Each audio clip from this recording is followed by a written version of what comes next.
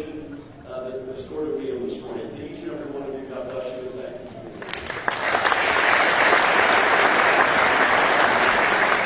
I don't think he's here, but in absentia, a shout out for a Democrat's Democrat, the quintessential union guy, the guy who speaks truth to power, including me. Happy birthday, Tom Giblin.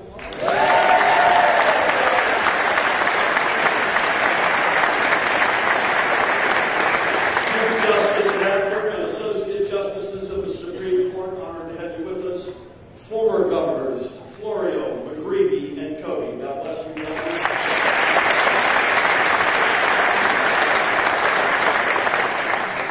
Ruthie Byrne, we miss Brendan every day. God bless him. It's great to have you with us.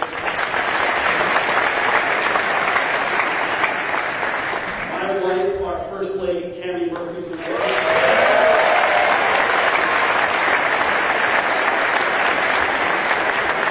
Please keep her in your prayers. She unexpectedly lost one of her sisters this morning, so God bless her.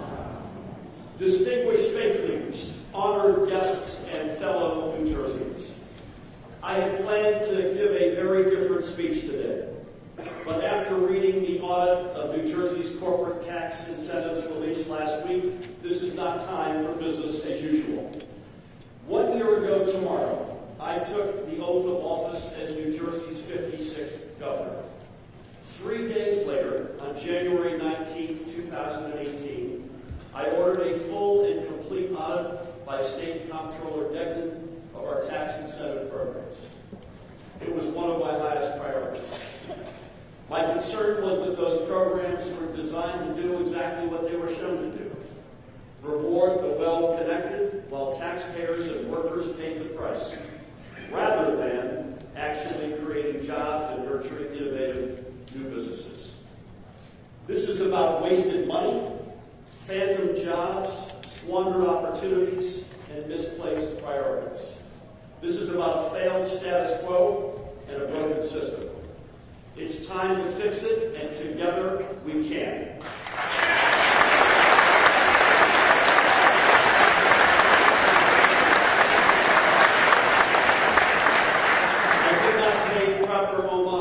Extraordinary cabinet and extraordinary team and staff members. God bless you all. Thank you for everything.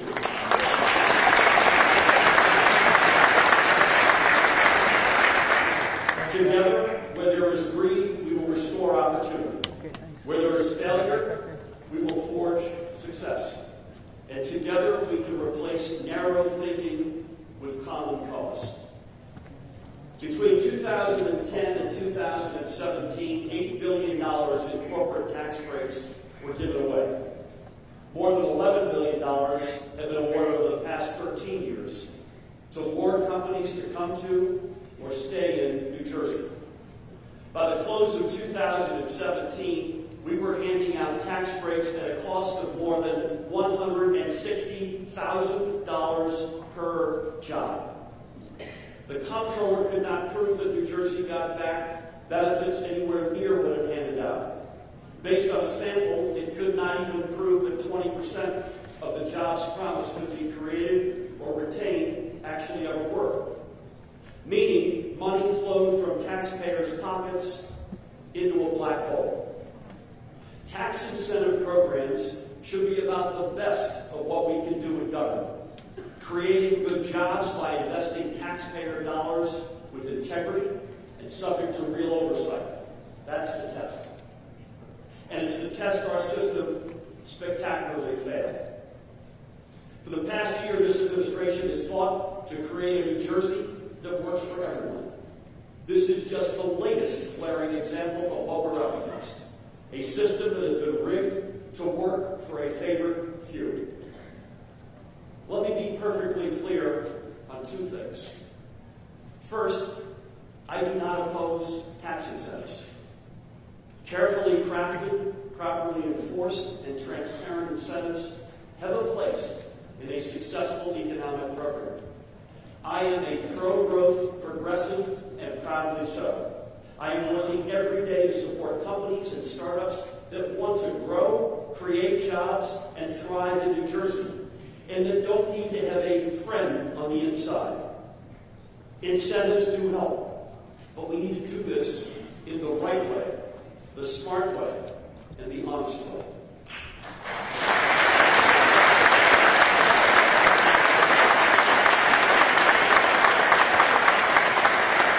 Secondly, the overwhelming majority of companies receiving a tax incentive are good actors.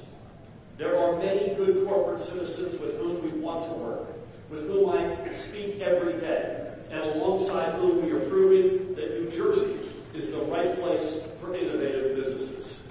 Businesses like Mars, Teva Pharmaceuticals, and online retailer The Real Real. How about that name?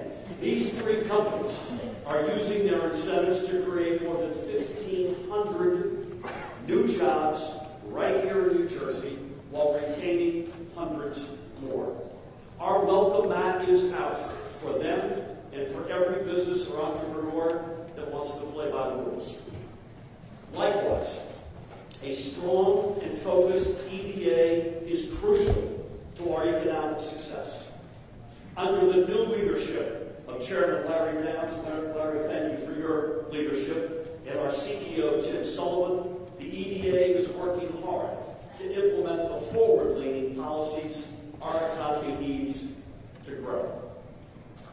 However, the comptroller verified one of our worst suspicions, that in the most egregious cases, past business incentives got turned into crony capitalism. The audit revealed bad policy, badly run, a program more likely to be drawn up in a smoke-filled back room than created for New Jersey's future. It showed that New Jersey did not implement a serious strategic plan for creating jobs. It showed a stunning lack of controls to ensure that these tax break programs lived up to their promises. The results underscore why. While the rest of the nation was recovering from the Great Recession, we lagged in both job and wage growth. Now, what attracts businesses and creates jobs is a skilled and agile workforce, working modern infrastructure, great public schools, cutting-edge research colleges and universities, innovative public-private partnerships, and an unmatched location, and a culture that encourages innovation and entrepreneurship.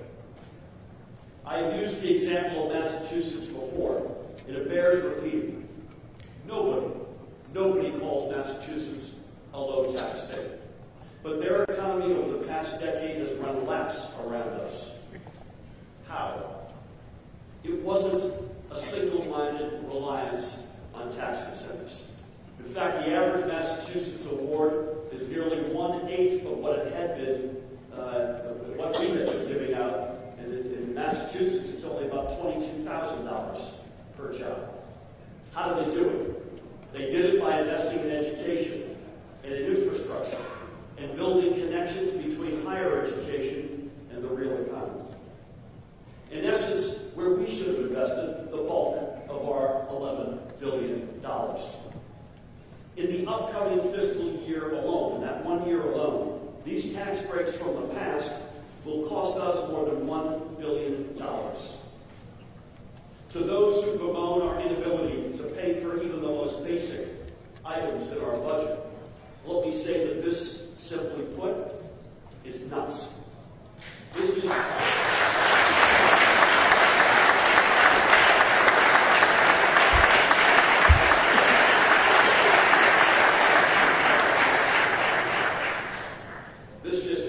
This is taxpayer money for the same price as these tax breaks. New Jersey could have funded our public schools, funded NJ Trenton,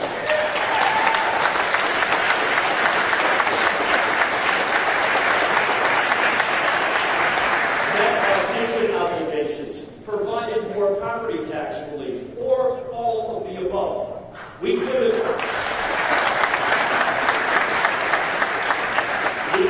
rebuilt the entire Portal Bridge on our own 7 times.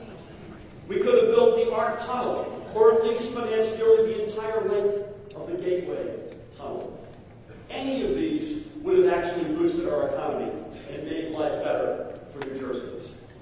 And that, after all, is the reason we're all here, to make life better for our residents. Tax incentives must be just one tool in our toolbox. Education, infrastructure, workforce development, those are the primary tools for building a stronger and fairer economy and a stronger and fairer New Jersey. Tax incentives should be used strategically and sparingly to get us to our goal. A few tweaks to the status quo cannot and will not get us there. I am calling for a new program that is capped in the amount of money it gives out, has clear eligibility criteria and oversight, has flexibility, and works to achieve our broader goals by investing in the high-wage, high-growth sectors upon which we must rebuild our economy. It is focused.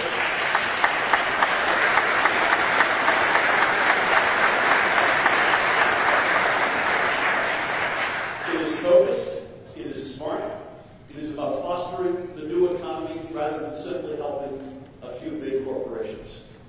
I put forward the principles, we don't miss a thing here, for such a program in October when I unveiled my master economic plan, and I've shared our proposal with the legislative leadership.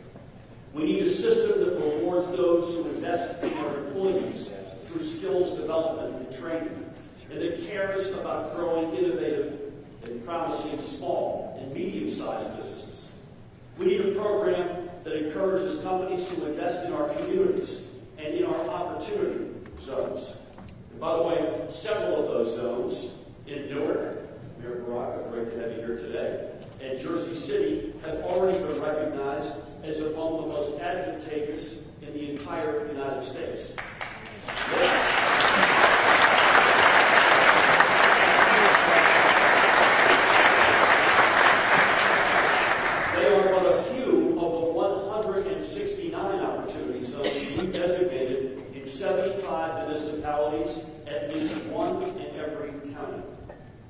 Plainfield Mayor Adrian Mapp is already moving forward on plans to maximize his city's 3 opportunity zones.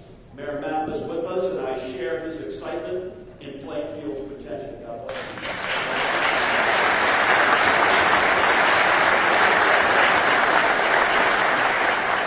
you. We need this more responsible and sustainable tax incentive program to work hand in hand with the rest of our pro-growth agenda, and to buttress the new startup incentive programs offered already by the EDA, which are now welcoming entrepreneurs to our incubators and co-working spaces. And it will work alongside the new Evergreen Innovation Fund, our proposal for partnering with venture capital firms to help grow the next generation of innovative New Jersey companies. Rising Tide Capital, a nonprofit funder, is headed by Alpha Dinesh. Alpha and her team are supporting promising new businesses in underserved communities. Alpha had hoped to be here today, but is currently on an out-of-state business trip, seeking new partnership opportunities. I spoke with her this morning. I know the Evergreen Innovation Fund will give her more New Jersey partners to help fulfill Rising Tide's mission. By the way, as a parenthetical, Alpha came to America from Ethiopia at the age of 12. She ultimately graduated from Harvard University, and she's now a game changer in our state. I hope you are watching President Trump, because her life is the American dream.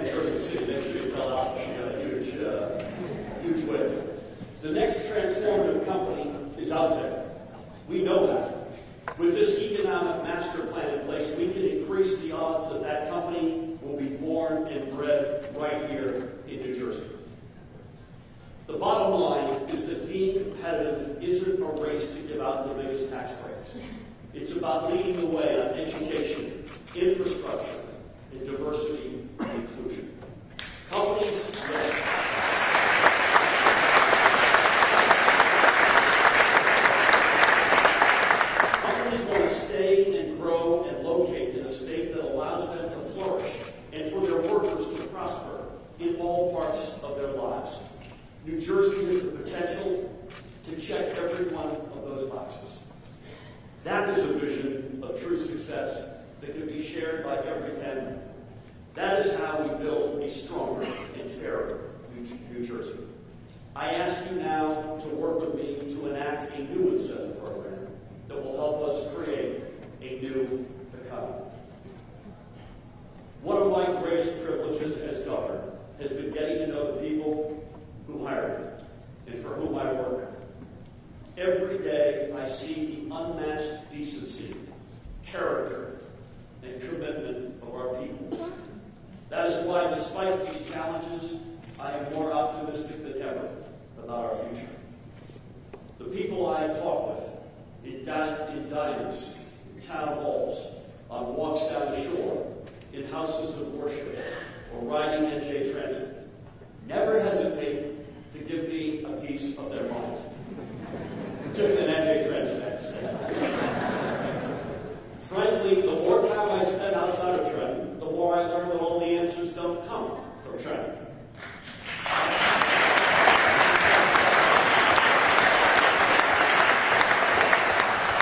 I often hear we need some help. Help paying our bills. Help paying for college. Help saving for the future. That is not a demand for a handout. It is an acknowledgement that their struggles are real, and there is no shame in that. I hear people say that the system doesn't work for them. And make no mistake, the unchecked corporate tax incentive program is the most glaring example. In these challenging times, the people of New Jersey are not wrong to be concerned. But they are far more right to be hopeful that we will level the playing field and give them their shot at success. That is what drives me every single day. It is what has led us to do many good things together. By any measure, working together with Senate President Sweeney, Speaker Coughlin, and each of you, we had a productive year. And because of that, I can proudly say that the state of our state is stronger and fairer than it was 1 year ago.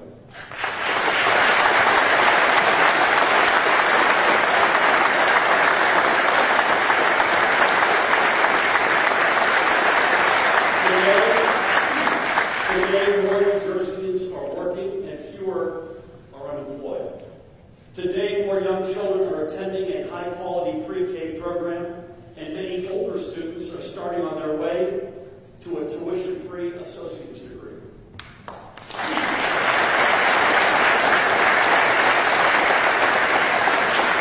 Today, we have more income tax fairness and more property tax relief for working families. Today, the cost of health insurance is significantly down for thousands of New Jerseyans.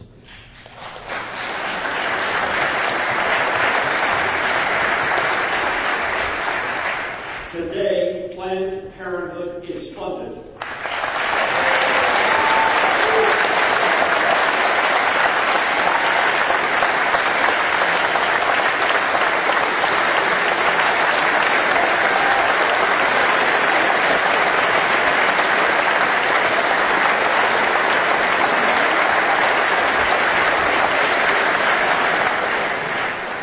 Today, women and their families benefit from the nation's strongest equal pay law.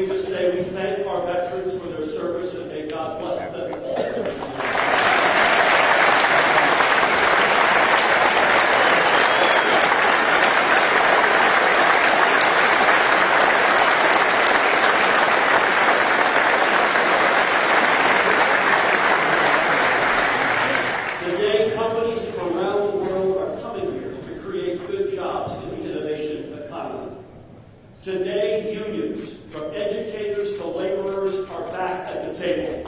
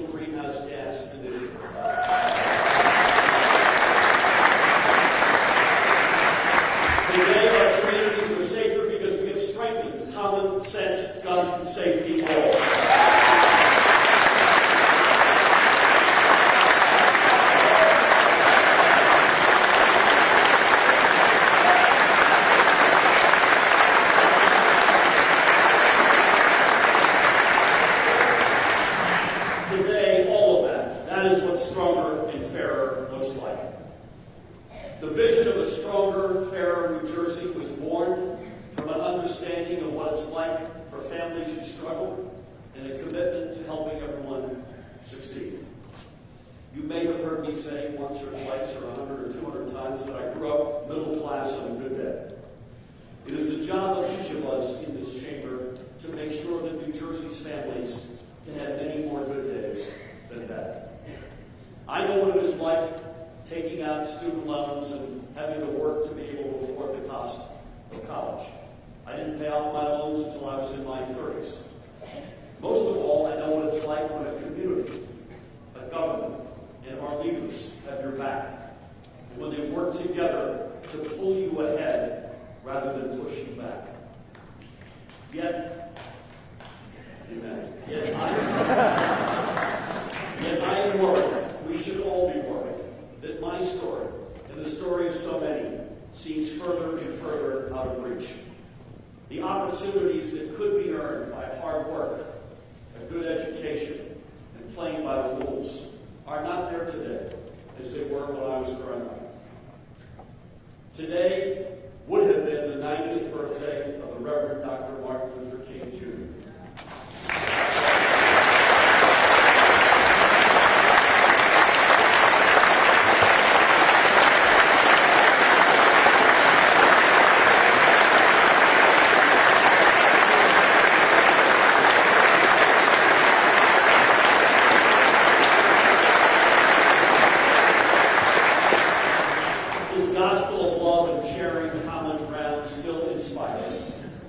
Dr. King famously said, and I quote him, "We may have all come on different ships, but we're in the same boat now."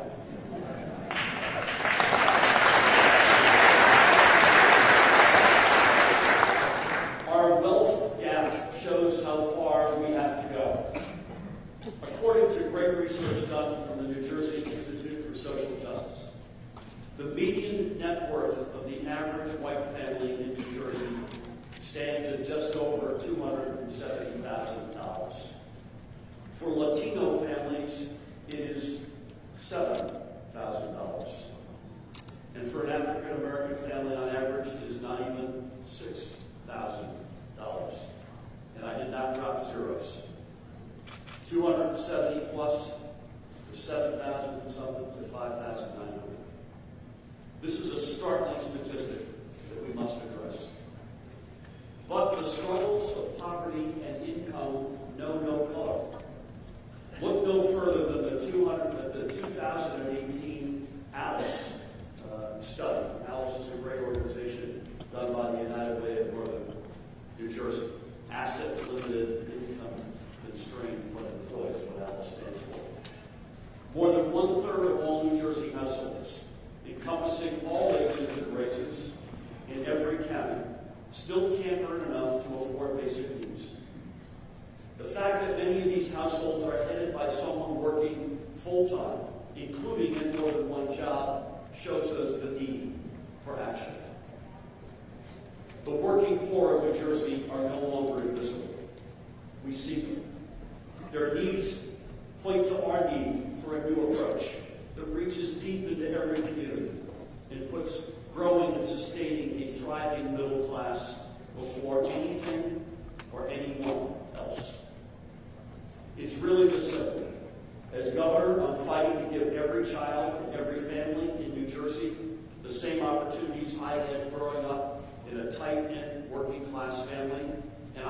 stop fighting until they do.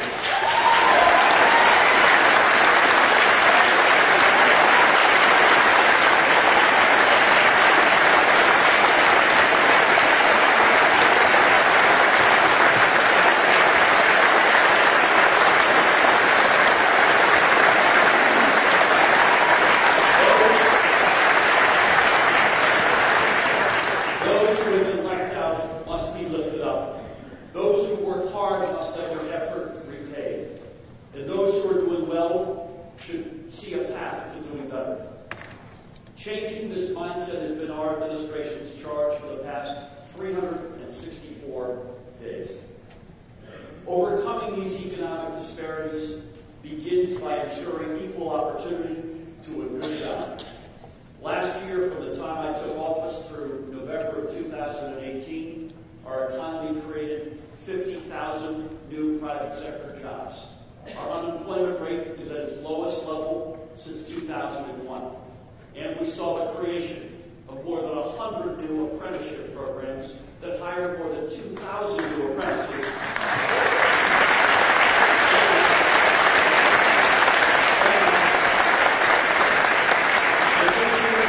Over 1,000 industry-recognized certificates of completion, giving more of our residents a strong start to a good career. To prepare our kids for a better future, we invested hundreds of millions of dollars in our schools and pre-K.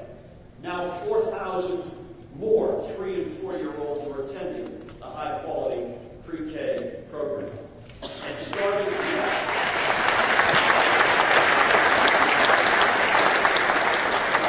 this semester, in fact this month, 13,000 more of these students are attending community college tuition-free.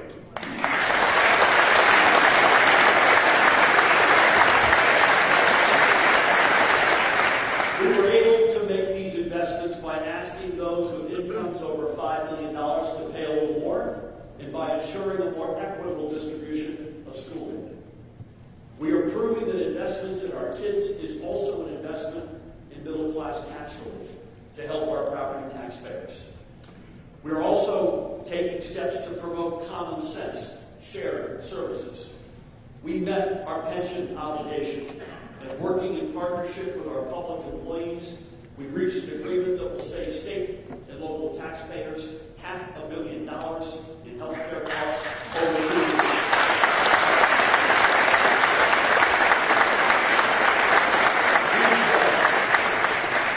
These steps are taking some of the weight off the shoulders of our property taxpayers. In 2018, New Jersey saw the lowest increase in statewide average property taxes on record.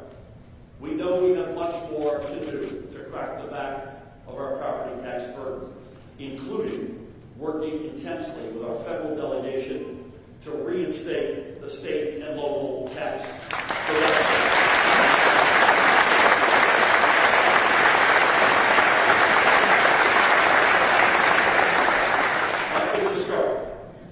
While some in Washington continue their assault on our health care, we protected health care for hundreds of thousands of residents by restoring funding for Planned Parenthood and women's health care,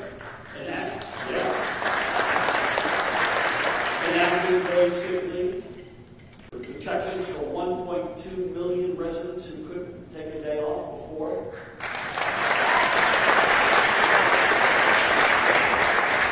and by safeguarding the Affordable Care Act, an effort that resulted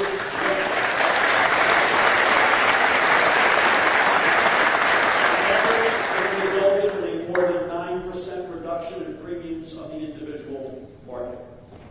We put $100 million into fighting our opioid crisis and have dedicated these resources to better strategic use through access to treatment and recovery, careful data compilation and analytics, and helping law enforcement keep fentanyl out of our communities.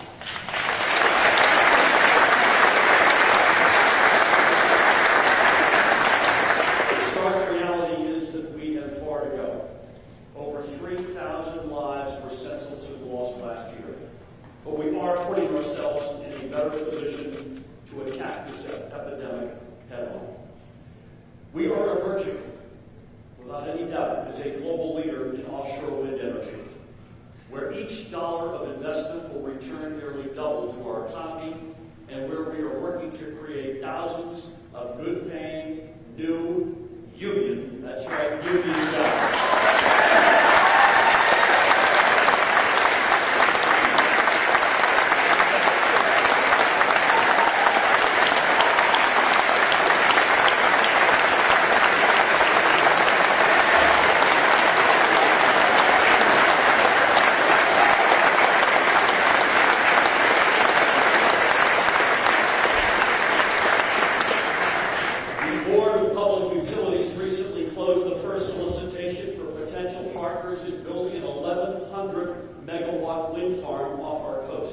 That's enough energy to power 500,000 homes and businesses. And I don't think it's a stretch to say that realizing our offshore wind energy potential is much smarter than drilling for oil off the grid.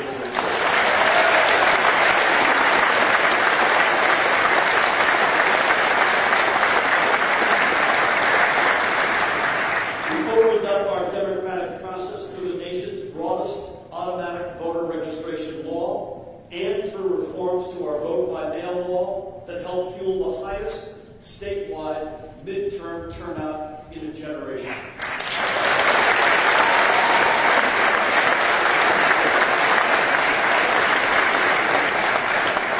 We stood up for our dreamers, young immigrants who are just as American as our forebears.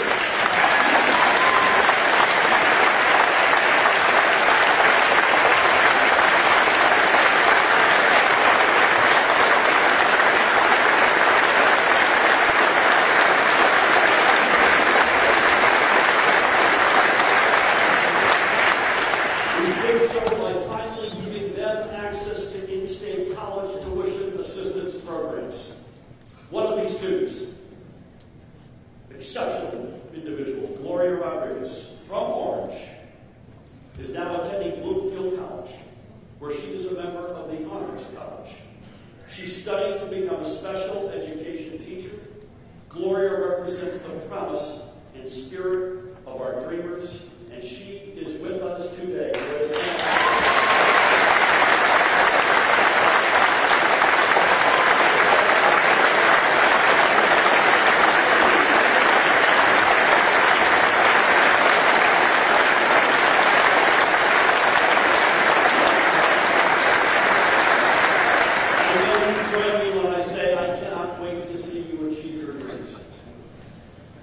And we're investing in NJ Trenton.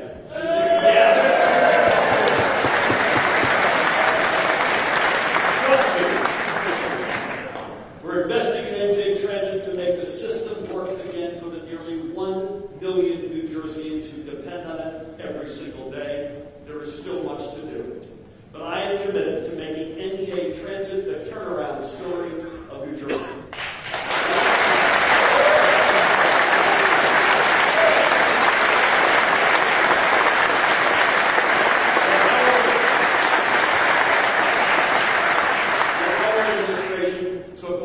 Passenger safety apparently was not a priority, and work on meeting the federal government's December 31st, 2018 positive train control requirement.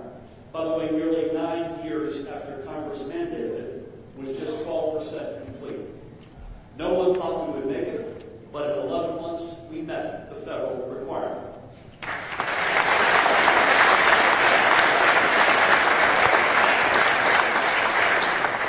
Our neighborhood, that's the good news. There is still more to be done to have this system fully operational by the end of 2020. But our commitment and the hard work of NJ Transit's extraordinary employees sends a strong signal to commuters that we are listening to them and working hard to get things right at every level. This year, NJ Transit's full focus will be on improving customer communications, service, and reliability. 4 classes of new rail engineers will graduate, joining newly hired bus operators. And in my budget address 6 weeks from now, I'll outline additional investments to continue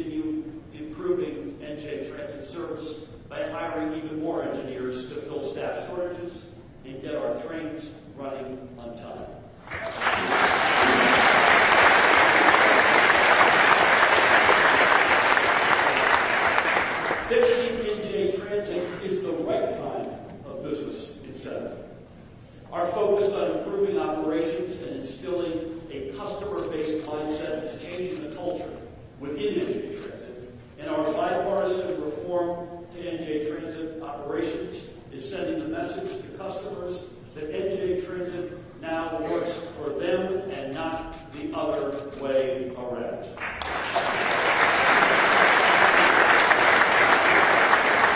We are by no means done yet, but we will get there.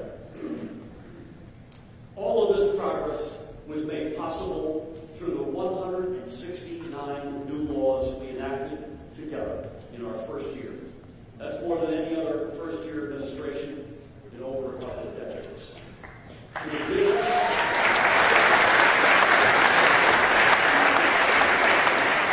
In addition, I signed more than 4 dozen executive orders advancing our priorities of job creation, environmental protection, equal rights, and fair pay.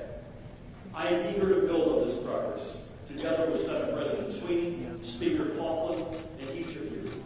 There is still much to do, and no one is blind to the challenges that remain.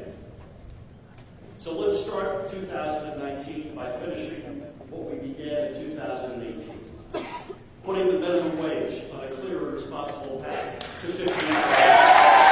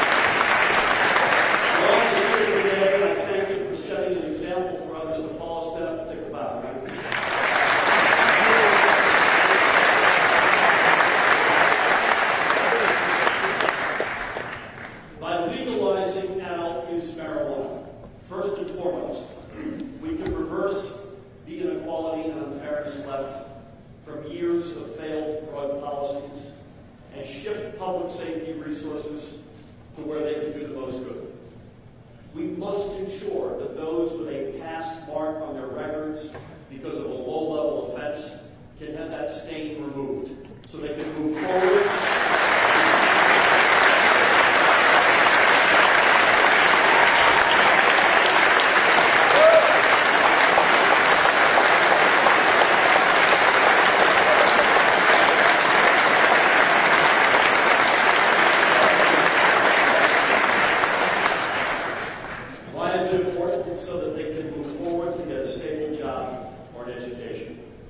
But it will also allow us to broadly benefit from creating an entirely new and legal industry. Much as we did last year, by the way, with sports betting. We are learning from the states that went before us, and I often say, I'm glad we didn't go first, on what not to do. But we're also seeing the positive economic impacts. Massachusetts again. Their new industry is creating an estimated 19,000 jobs. And in Colorado, legalization has fostered an industry that has an annual statewide economic impact measured at $2.4 billion, and there, with 18,000 new jobs created in research, agriculture, processing, and retail. We can do that here, and in a smart way that ensures fairness and equity for minority-owned businesses and, importantly, for minority communities. Last year, we enacted 7 new common-sense gun safety laws, which returned us to our rightful place as a national leader. Let's take additional steps this year to close remaining loopholes, to make it easier for prosecutors and police to keep illegal guns off our streets, regulate and track ammunition sales, and assist community-based organizations in implementing coordinated, evidence-based violence intervention strategies. Let's work together to get that done.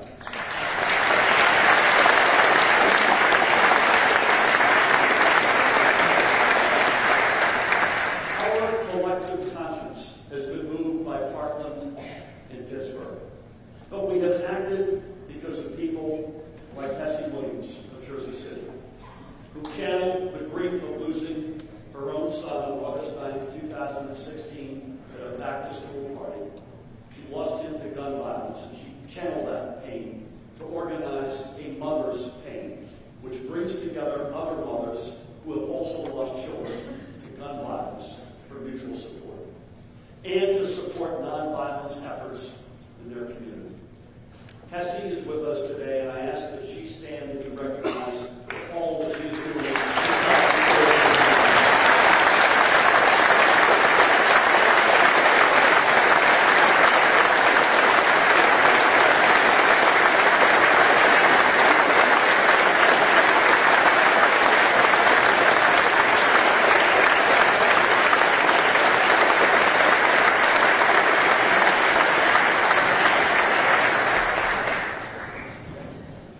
Let us also use this year to turn our attention to our aging water infrastructure.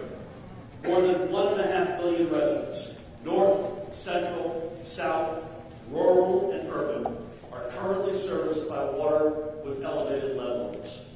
We must leverage every opportunity to build a modern water infrastructure network that ensures the delivery of clean water to every child and every family.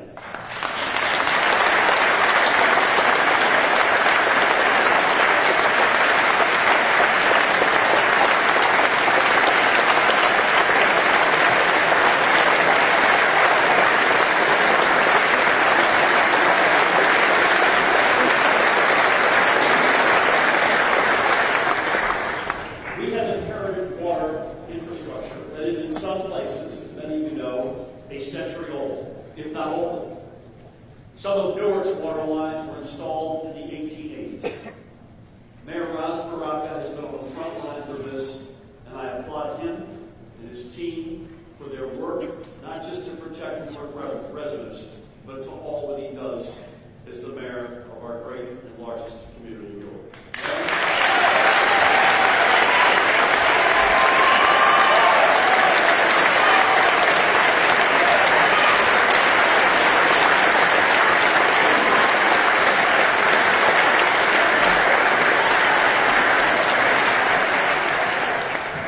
Not only is the mayor not alone, New Jersey's not alone.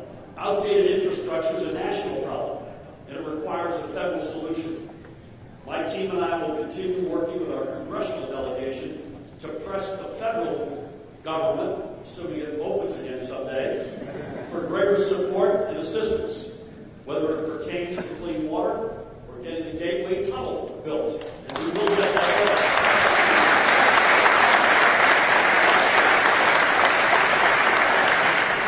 Open the doors to our democracy Let's work together to allow residents to register to vote online and at the polls on election day.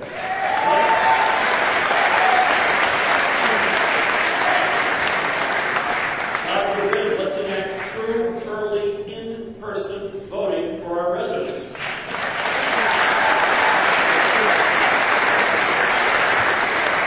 Let's allow 17-year-olds to register and vote in our June primaries if they turn 18 by the November general election.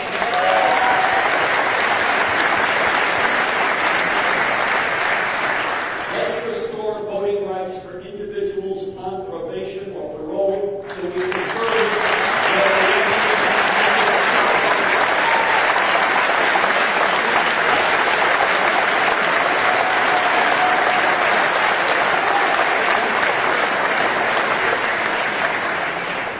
and we further their entry into society by allowing them to exercise the most sacred right offered by our society, the right to vote.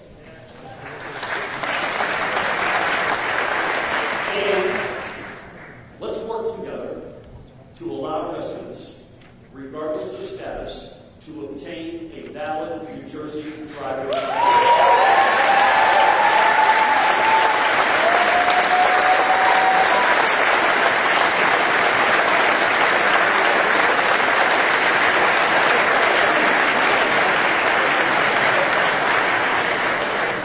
Interesting that 12 states have done this, and they're as varied as Delaware and Utah, plus the District of Columbia. They've already done it. And all they've seen is an increase in the number of licensed and insured drivers, safer roads, and lower auto insurance premiums. Let's do the same thing.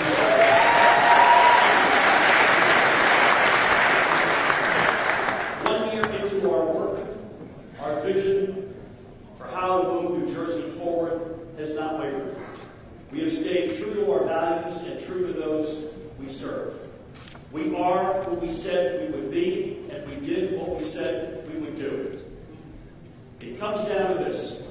You cannot have economic progress without social progress, and you can't have social progress without economic progress.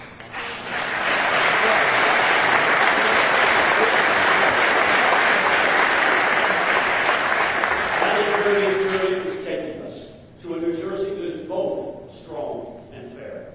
It's not one or the other, it's both.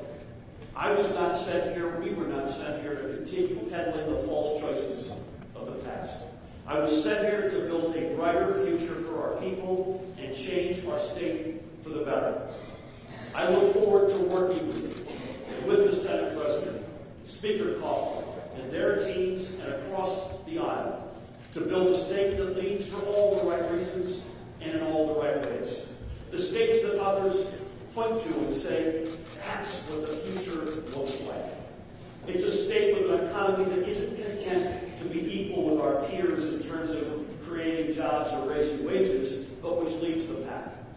It's a state where the light bulb first flickered on, the transistor age started, and medical miracles were born, that now has a strategic economic vision for growth and reclaims our mantle as the world's home for innovation, the state of innovation. It's a state where young people from across our nation will want to come to start their careers, where they can find good jobs, affordable housing, and diverse and inclusive communities. It's a state where young families can grow and prosper. A state that redefines public education for our nation with access to a free education from pre-K all the way to an associate's degree. A state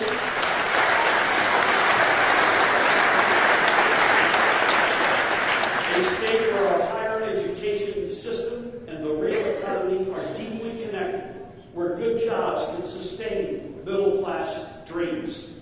A state where our seniors can retire safe in the knowledge that someone is looking out for them so that they won't have to leave for elsewhere. It's a state where we shrink the economic inequities that have stubbornly persisted, where poverty is meaningfully reduced, and the playing field is once again level. It's a state that doesn't just provide a good value, but thrives for living its strong values. It's the New Jersey we should be, the New Jersey that together we can be. As Eleanor Roosevelt, a hero, said, "The future belongs to those who believe in the beauty of their dreams." My energy and optimism for the job ahead are boundless. They are shared by the residents I have met along this journey. I know we can make this vision a reality. This is my charge as governor. This must be our charge as a state. Thank you. May God continue to bless our great people.